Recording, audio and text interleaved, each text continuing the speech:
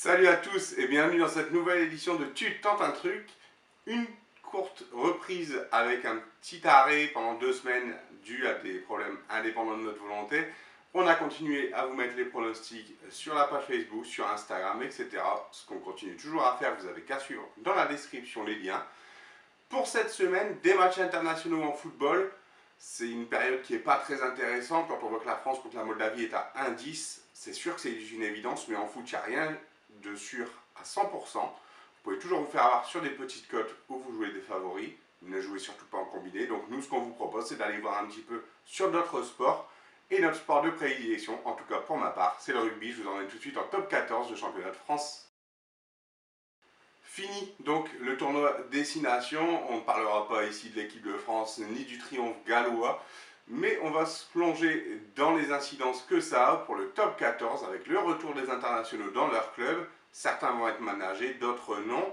Certains vont préparer la Coupe d'Europe la semaine prochaine, l'équivalent de la Ligue des Champions, d'autres non aussi. Donc on s'envole tout de suite pour le premier match. Il a lieu samedi à 16h45, le match qui nous intéresse. Il opposera le Stade Français qui est actuellement 8e avec 46 points au Castres Olympique, le champion de l'année dernière, 3e avec 54 points. Les 6 premiers sont qualifiés pour les phases finales, à savoir que le premier et le deuxième de ce championnat seront directement qualifiés pour les demi-finales, où ils rencontreront les vainqueurs des matchs opposant le 3e au 6e pour le premier et le 4e au 5e pour le second. C'est plutôt intéressant. D'autant plus qu'on entre dans la phase finale, on a la 19e journée, il y en a 26, donc ça arrive très prochainement. La semaine prochaine, la Coupe d'Europe, la Ligue des Champions, entre guillemets, la H-Cup. Ça va être un très beau week-end de préparation pour certaines de ces équipes. Et on n'oublie pas non plus la petite Coupe d'Europe, le Challenge européen, qui concerne La Rochelle, mais aussi Clermont. Donc le Stade Français, qui est actuellement 8e avec 46 points, une phase de transition cette année, avec l'arrivée de leur président allemand, de leur investisseur allemand plutôt, 8e avec 46 points, 10 victoires, 9 défaites, donc un bilan assez équilibré. En rugby, on juge notamment sur les matchs à l'extérieur. À domicile, vous devez vous imposer puisque vous devez proposer la meilleure équipe. À l'extérieur, vous faites un petit peu des coups d'éclat. Le Stade Français l'a bien compris, à domicile, ça galère un peu. C'est 5 victoires et 4 défaites pour 9 matchs.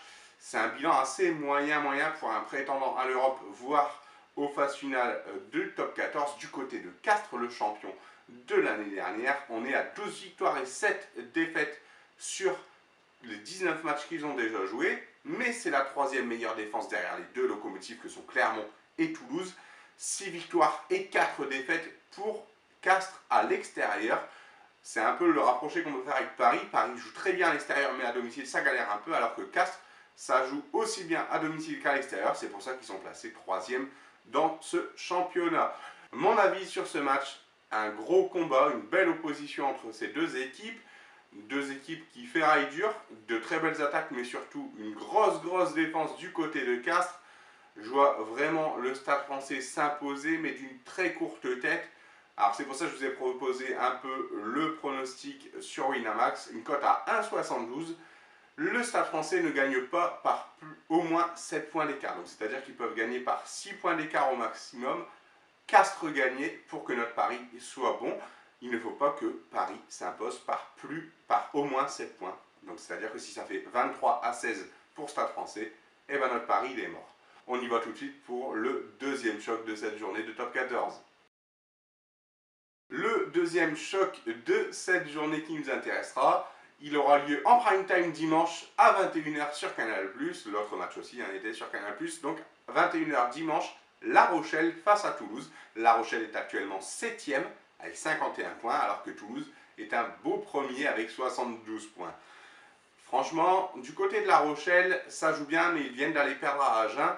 Ils sont 7e, donc si vous avez suivi ce qu'on a dit en première partie, ils sont juste à la limite, on va dire, des 6 premières places qualificatives pour les playoffs, pour les phases finales. Mais à domicile, ça va très bien. Ils n'ont subi qu'une seule défaite depuis le début de la saison, et c'était la dernière en date. Par contre, face au Stade Français, le Stade Français qui est donc venu s'imposer à La Rochelle. La Rochelle qui jouera la semaine prochaine un quart de finale de petite Coupe d'Europe, du Challenge européen à domicile face à Bristol, si je me souviens bien. Alors que du côté de Toulouse, la semaine prochaine, c'est le gros quart de Ligue des Champions, le gros quart de Age Cup, face au Racing à Nanterre. Donc c'est ce qui implique un peu ces deux cotes. Vous avez la cote de favori du 1,50 pour La Rochelle, le match nul donc à 15, hein, c'est très rare les matchs nuls en rugby, mais quand ça passe, ça fait plaisir. Et la victoire du Stade Toulousain est à 2,50. Le Stade Toulousain, parlons-en. Eh ben, que dire cette année, ils ont bien retrouvé leur niveau de jeu qui a fait leur force dans les années 2000. Le jeu de main, jeu de Toulousain. Ils sont premiers à l'extérieur, ils ont fait 6 victoires, 2 nuls et 1 défaite. Rendez-vous compte, 6 victoires, 2 nuls et 1 défaite depuis le début de la saison à l'extérieur. À domicile, ça joue aussi très très bien. Deuxième meilleure attaque, deuxième meilleure défense. Seulement 2 nuls et 2 défaites sur les 19 premiers matchs. Ouais, que dire, ils sont très très bons. Tout ça, la semaine dernière, ils ont encore étrié Lyon à domicile sans leurs internationaux 53 à 21. Le petit doute qui plane, c'est qu'ils préparent leur quart de finale la semaine prochaine face au Racing en Ligue des Champions. Franchement, je vois mal comment Toulouse pourrait ne pas s'imposer, même avec des jeunes à La Rochelle. Là, ça va être un match assez âpre, je pense. Mais honnêtement, c'est la promesse de voir du beau jeu. Parce que Toulouse, c'est très rare qu'ils se débarrassent du ballon pour rien, qu'ils aillent dans la moitié de terrain adverse sans marquer de points. Donc franchement, ouais, ça va être un très très beau match et je pense que Toulouse va aller gagner à La Rochelle. La cote est à 2,50, c'est une très très belle cote. Pourquoi pas? C'était tout pour cette semaine. Pas de foot hein, cette semaine, mais ça fait plaisir quand même de vous retrouver. N'hésitez pas à nous suivre sur tous les réseaux sociaux, comme c'est indiqué dans la description. Sur Facebook, on vous met un petit peu des matchs en plus. Voilà, c'est tout pour cette semaine.